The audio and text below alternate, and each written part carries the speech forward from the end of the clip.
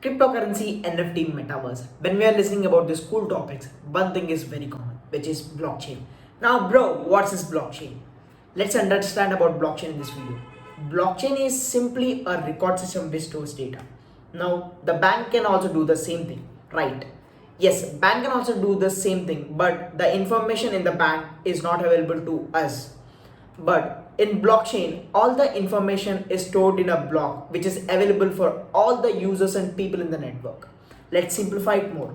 There are three important elements in blockchain, which is data. Now, if the transaction is of Ethereum, information regarding Ethereum will be available. Information in the sense data. Now, the second one is hash. Hash is basically a alphanumeric number which is unique as like your Aadhaar card number. The third one is previous hash, which is nothing but the previous block. Now, if someone want to alter the information in this hash, they need to do the same alteration in the previous hash as well. This goes as a chain, which is unimpossible or impossible in the larger level.